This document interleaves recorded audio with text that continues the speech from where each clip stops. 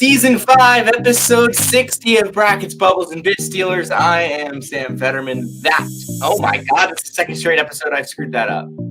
Oh, come on, Sam. What the hell? Do I have this mirrored or something? That! Much better. Yeah, because this is the way. That is Nick Lorensen. Nick, how are you doing? Jonathan's not with us tonight. Doing pretty good. Went to go see Willem and Mary for the second time this week. They laid an egg. Offense really struggled. I think they had 5 made three-pointers on the evening, one of the better three-point shooting teams in the country. But it's been a crazy night of mid-major basketball. We've had quite a couple upsets, quite a couple buzzer beaters, and we still have pretty much the whole West Coast slate still to go. We have eyes on the UC San Diego, UC Riverside game. But the first thing I want to start with tonight, Nick, I almost called you Jonathan, force of habit, is San Francisco at home. They beat St. Mary's. They got a big, big home win. The Dons 65, the Gales 64. It ends St. Mary's winning streak, ends their undefeated hopes in WCC play in the first game after beating Gonzaga. What do you think went into this? Was it like a letdown game after beating Gonzaga? Obviously, 3 for 23 from outside is not going to help. Yeah, I mean, San Francisco's really had this in them all year. I think it's more of a sign of San Francisco than St. Mary's. St. Mary's did what they typically do. They came out in the second half. San Francisco couldn't score a bucket. There was about 5 minutes where they couldn't score a bucket, and St. Mary's got up, I believe, double digits on the Dons. But the Dons are unbeaten at home this year. They've really struggled offensively the last couple of games. Marcus Williams came back tonight, led the way. He had 16 points for the Dons. Point guard really opened it up for everyone. Tyrone Riley had some big plays. Carlton Lingard had a huge dunk, made a huge free throw late. I feel like I do this every year. I did with Santa Clara last year, and they're due for a letdown, and I hope it doesn't happen because I love Chris Carlson and I love the San Francisco Dons. But if they were to find a way to win these next 2 games, they go to Loyola Marymount, who's been pretty hot. They lost at Gonzaga tonight. They had a lead late or about halfway through the second half. And then they go to the Kennel next Saturday. If San Francisco is able to win those 2 games, first of all, they're 15-0 at home. Those 2 games on the road, a quad 2 and a quad 1, we could be talking about potentially another WCC team flirting with an at-large bid. Yeah, and I hate to say that because I say that every year, but they're 19-6 now. I can't see them winning at the Kennel. I can see them beating Gonzaga at home. Yeah, that's the last game of the year. That could happen. But that game's at the Chase Center, where the Warriors play, which utter woke nonsense, if I'm being honest with you. Yes. Play it at it's War Memorial Gym, right? Yeah. Yeah, play it at the small on-campus venue in like the middle of the city on the hilltop. Yeah. It's the hilltop, right? The hilltop. I mean, yeah, that place is super. 95% of campuses are the hilltop. Yeah, that's true. I swear there's a Hilltop Hoops account for every league. Duquesne's the Bluff. It's pretty much similar. It's pretty much the same thing. The Bluff is the hill. Syracuse is University Hill. All over the place. It's every campus is on a hill. Who decided that? Landscapers. I don't know if Philly has one on a hill. I don't. Oh, yeah, that's right. I try to erase them out of my mind most days. Yeah. When do you guys get them again? We get them actually on Wednesday. We have UMass on Sunday, Super Bowl Sunday at 2:00. I think that there should genuinely be about 5 people in the crowd. I wouldn't want to be there. That feels like a UMass win. Just Philly distracted by the Super Bowl. Hopefully not. I feel like anyone that's coming not north of the city, you're an absolute madman because you're going to get caught up in all that Eagles stuff. And I usually would recommend go out to any college basketball game. I don't think that's a game to go to on Sunday. Any game in the city of Philly, the town Villanova plays too. All right, getting back to the San Francisco St. Mary's game, we got a little bit off topic there, but Malik Thomas, who has been awesome all year, I think he's been banged up a little bit recently, did not have his best game, did not play against Washington State. They got the win anyway, but he did play today, 27 minutes, 11 points, 4 for 10, 4 for 9 from the field, was not his best day. But they're able to get enough. They got Marcus Williams had a big game. Ryan Beasley had a big one off the bench. I know Jonathan's a big Ryan Beasley guy. They got a lot of really good dudes in that game. Trying to kind of getting off a little track here. Still talking about the WCC. Washington State's playing right now. That's a big one for them. They've lost 4 straight. It's a weird bracket like the Sun Belt. It's people have known that for a long time, WCC. But Washington State's kind of flirting in that 7 range. If they just keep losing, they're 5-6 now. If they're a good team. They need to finish in that top 5. I think the Cedric Coward injury just caught up to them. Like, yeah, 100%. It was always going to. Mm-hmm. It was a miracle they lasted a month and a half without him as well as they did. Yeah. That's my whole thing about Washington State. And I've been talking about that with Washington State all year. How much I like David Riley, how much I like Lawan Watts and Eric Strupp and Isaiah Watts. And Isaiah Watts was hurt for a little bit, and he just hasn't been very good since he came back.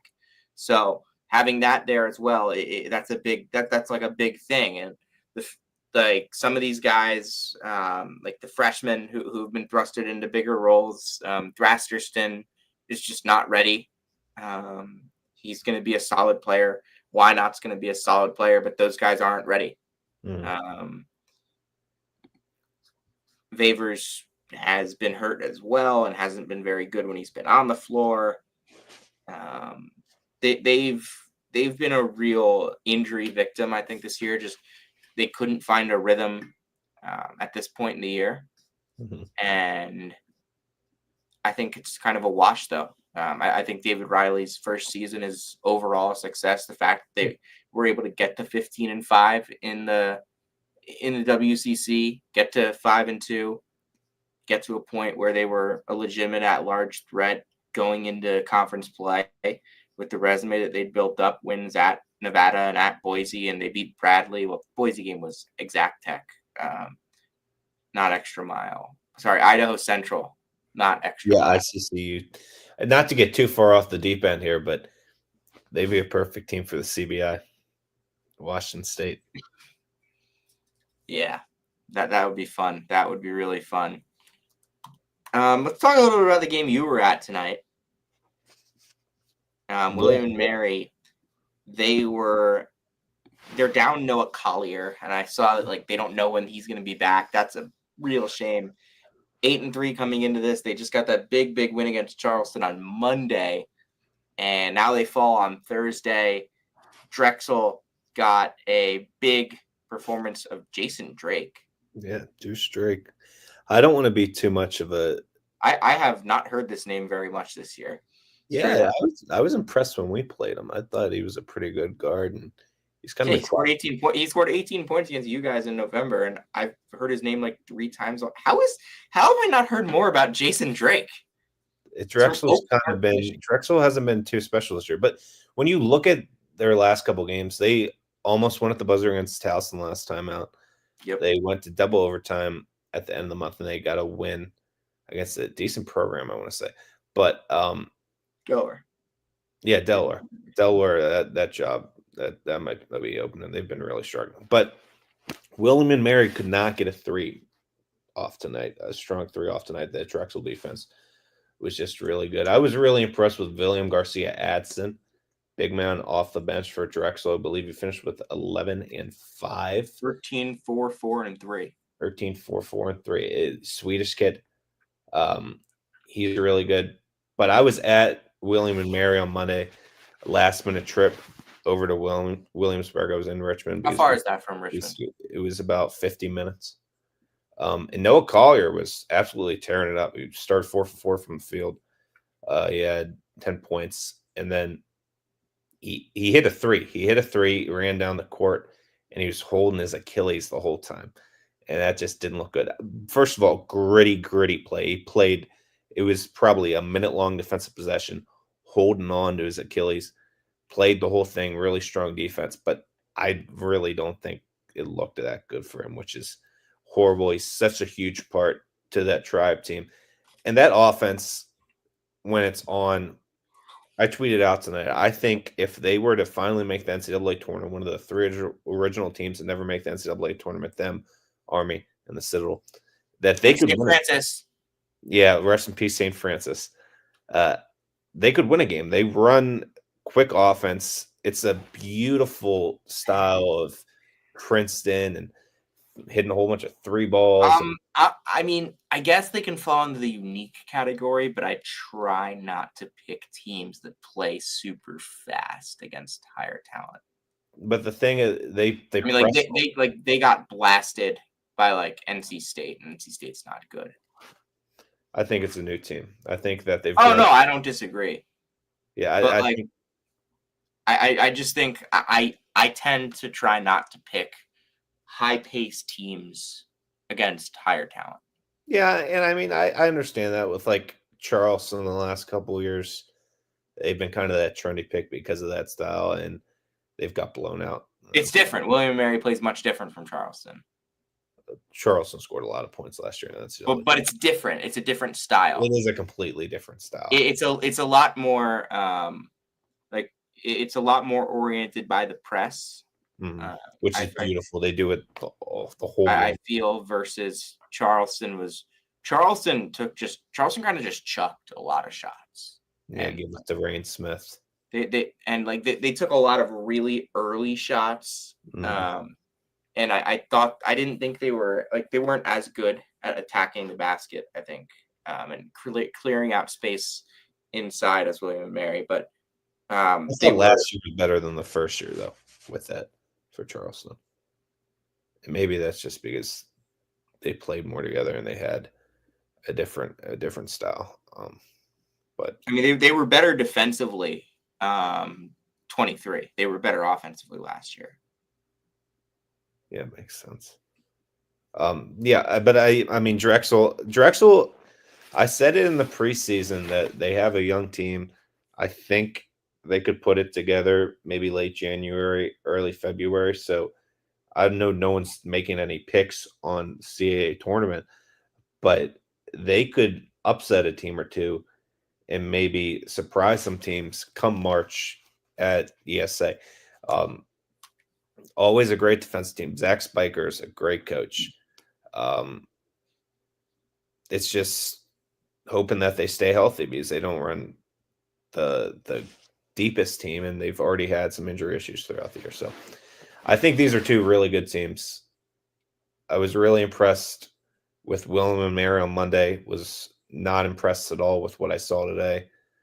I was not impressed really with what I saw from Charleston outside of the Xavier transfer, Lazar Djokovic, I want to say his name is.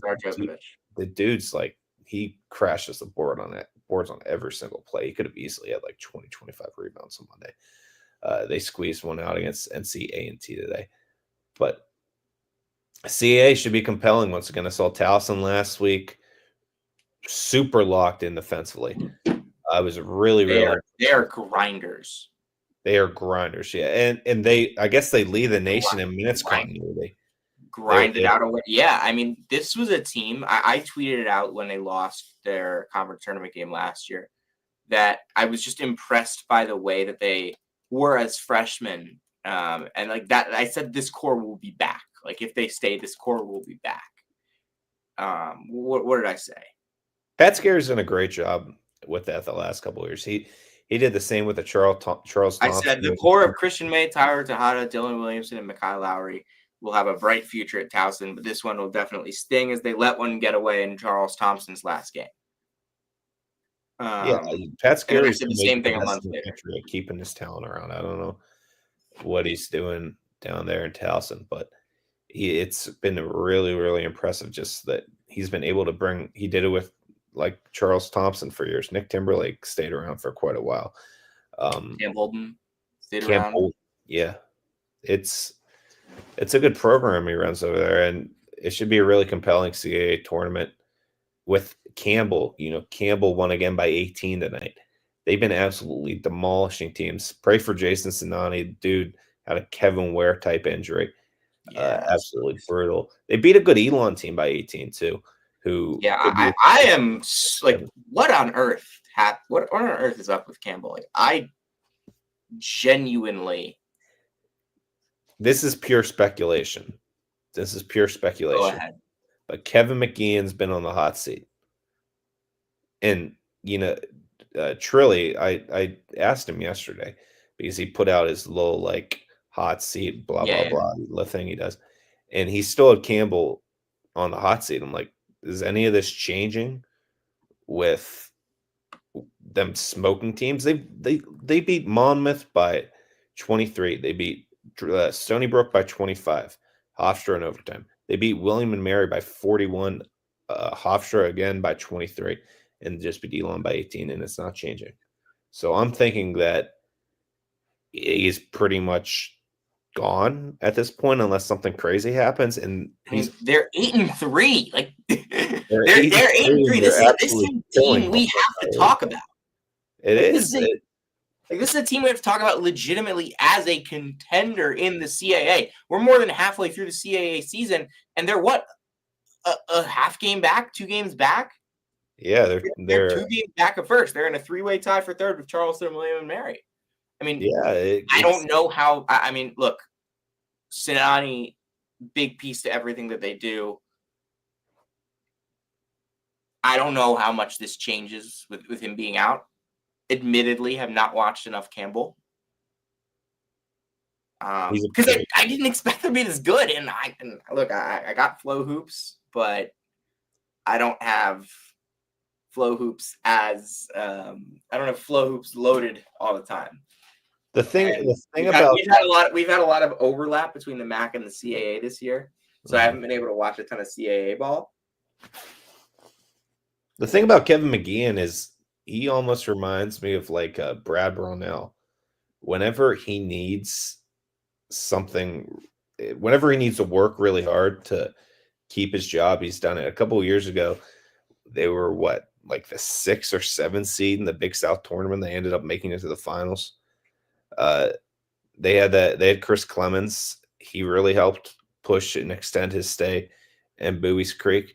He's just eternal. He's eternal down there off 95 in North Carolina. And if they continue their winning ways, they don't have a super tough schedule. I mean, they have to go to Northeastern. That's always a tough place to play. They host Towson, they host UNCW, and they go to Charleston.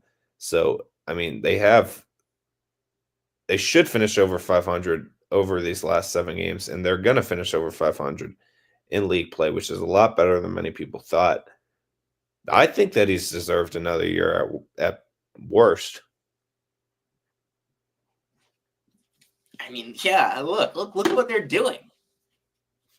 They're blasting. It's that beautiful Princeton. Speaking of Princeton style again, it's another beautiful Princeton style of basketball that McGeehan's been running over there at Campbell for a while.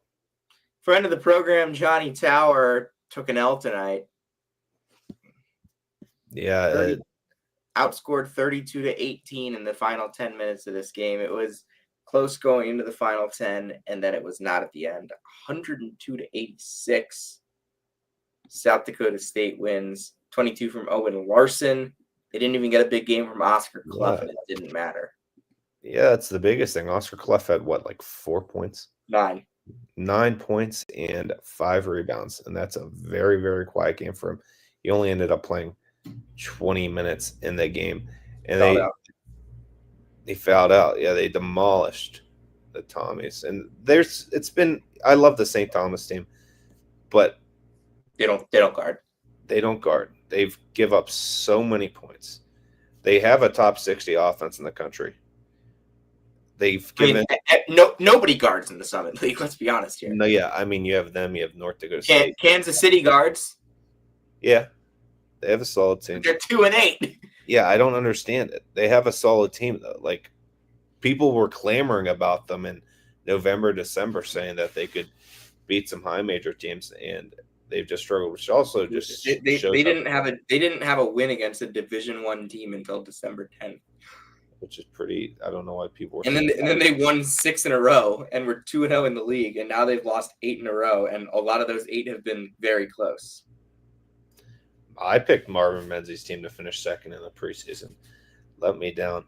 St. Thomas gave up 104 in that South Dakota game where they had like 70 points at halftime. They have a really good team. I really like the South Dakota State team. They're super young. That's another thing.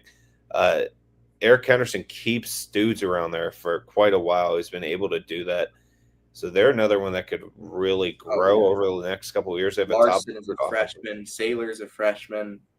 Hadnot, Jackson, also freshman. And then Kalen Gary's a sophomore. Yeah, they're young. And I thought Gary was going to have a huge year this season. He's been good, very good. And getting better throughout the year. Saylor started off really hot and has continued to be very good. But Clough is the engine that drives this team. And to win against a good team at home or on the road, anywhere, and do it convincingly without a big performance from your best player, I think it kind of just goes to show, A, that like nobody in this league guards, and B, that South Dakota State is a dangerous team right now in the Summit League. I think if you put a gun to my head, I would probably pick South Dakota State to win that league. Yeah, I agree. Like if Omaha had an awesome win tonight, they've had an awesome start to the season. JJ White scored their final 13 points and they won at the JJ White is, by the way, amazing. It was him against Grayson Eaglestaff tonight. JJ White is one of my favorite players in the country that I never talk about. There's a 24-8 tonight, 23-4 a couple days ago, 18-10-3 a couple days before that, 35 against Oral Roberts, 15-4-4 against St. Thomas. He's been incredible in conference play. He's shooting 46% from 3, 68% from 2, and 79% for the line, with the number 2 assist rate in the conference. Like him against Trayson Eaglestaff tonight. Eaglestaff another easy dynamite. There's so many great players in this league. When you look at that top, we talked about it last time I was on here. Top 7 of the league, absolutely loaded. Omaha's in first place right now. I would honestly say that I think they have, and I hate to say this, I think that they have probably the 5th, 6th, or 7th best chance to win the tournament. Even it's a tournament every year that's just chaotic. I don't think they're exactly the most talented team in the league. Another player that no one really talks about much is Jackson Money. He's like on the top of efficiency charts all over the place. He's taken the 10th most. He's held possession 10th most in that country, taking the 37th highest percentage of shots.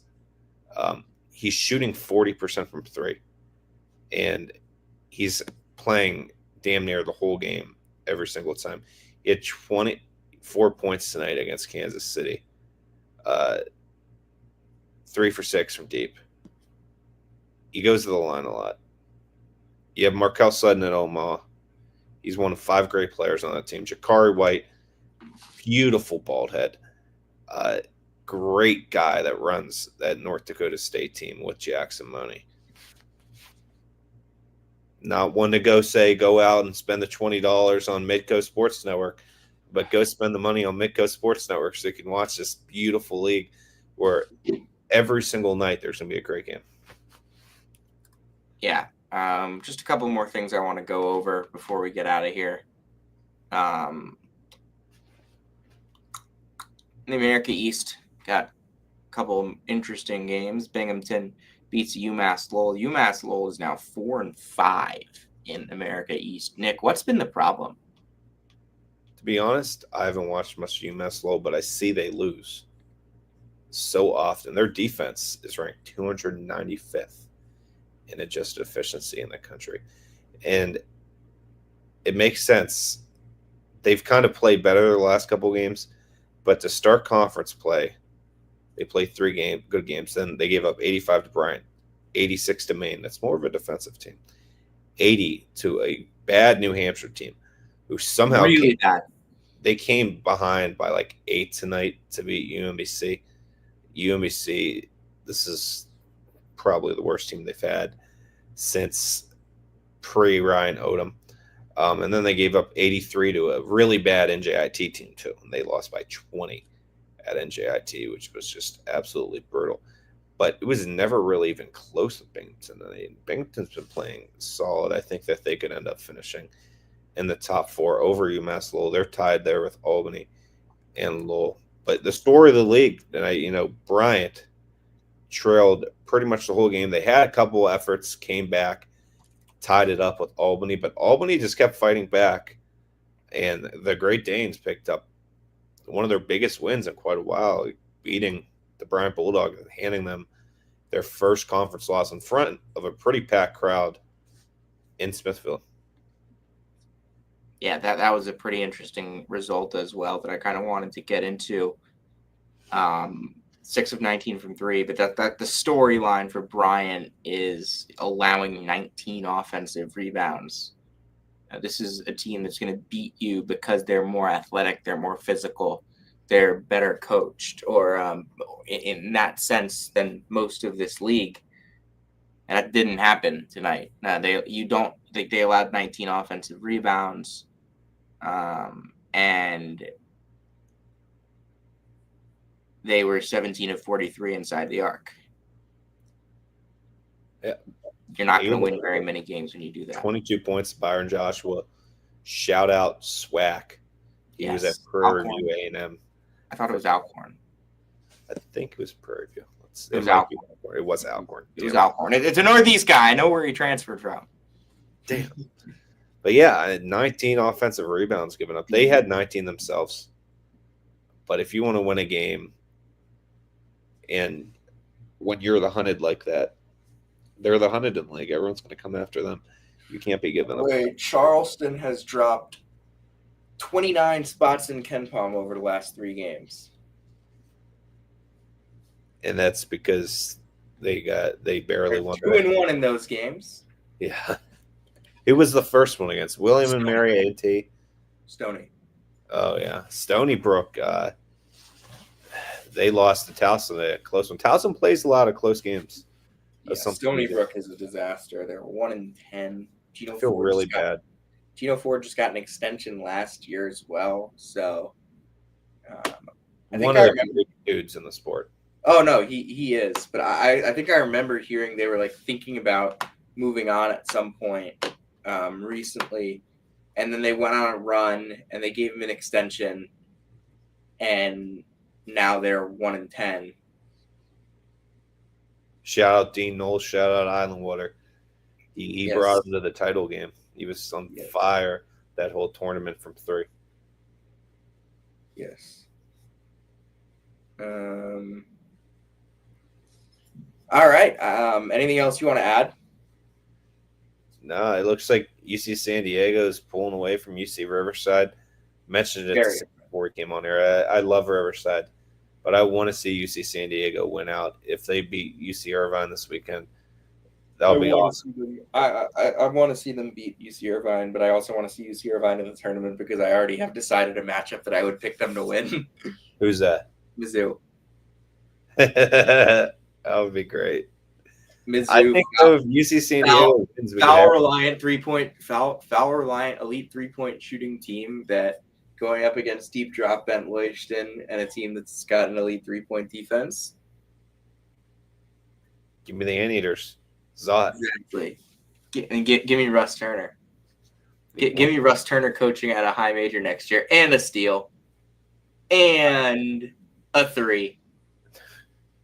I also want to mention VCU. We played VCU on Tuesday. They crashed all 5. They rock. They are unreal. They were unreal on Tuesday, at least. They couldn't miss a 3. They were effort. I wish they won that game at St. Louis because then they'd be an at-large conversation. Yeah, that loss against Seton. But honestly, I'm gonna be honest with you. The bubble sucks this year. Like the bubble's awful. Like for how good the top of the sport is, the bubble is so mediocre. But I will say, like, Georgia and being a bubble team, Georgia is better than bubble teams last year, but bubble teams have worse resumes than they had last year, is what I'll say. Yeah. VCU is just as good, in my opinion, as Georgia, as Nebraska, as Pitt, as those teams that are like right on the fringe of the tournament right now. Texas. VCU would give those teams a game. They could beat all of them. But they're not very good. Oh my God, it's kind of crazy to say because they're two completely different programs at two completely different times. But if VCU, I think that they should be the favorite to win the A10 tournament. If they were to lose the A10 tournament and sneak in the NCAA tournament like they did in 2011, alley-oop, he missed the dunk. I could see them making it to the Elite Eight, Final Four. They're that cohesive and solid of a team. I really like this. Yeah, and you were watching that video today, and you posted with how good that staff was. Yeah, I was last night at like 3 a.m. I was watching VCU Old Dominion in 2011. That staff was insane. Yeah, and Donnie Lind was the video coordinator. Yeah, Donnie Lind was the video coordinator. They didn't even have Mike Jones listed on the website, so if I wouldn't have heard that, I wouldn't have known. Another team I want to shout out, Jacksonville State, that won 7 straight. Shout out Mac. Shout out 2 guys from the MAC, Jalatuka and Michael Hoge. Yeah, I love Jalatuka. I've been a huge fan of his when he started. He was at Marist, and then he went to Wake Forest. Didn't play much. Hasn't been great for Jack State though. Jack State, but Jerron Pierre, the best player in the country that his name has never been mentioned on Brackets, Bubbles, and Bid Steelers, and really now. Wow, he had what 25 or 35 in the first 36. half. 36 in the first half. No, 36 in the game. 30, yeah. We had 25. Check the Isaac Bourne tweet. That'll tell you. Yeah, check the Isaac Bourne tweet. That'll tell you how many points he scored in the first half. And on that note, Nick, you want to take us home? Yeah, it's been another great night of college basketball. You know the outro coming up? I do not know the outro. I'm not Jonathan Litzkin. Okay, if you came to hear about Tyler Self and where he's working, you came to the right place. If you came to hear about the hilltop, the hills, the bluffs, all of that, you came to the right place. And if you came to hear about the latest happenings with Caleb Grill, you came to the right place. This is season 5, episode 60 of Brackets, Bubbles, and Bit Stealers. We will see you next time, hopefully tomorrow.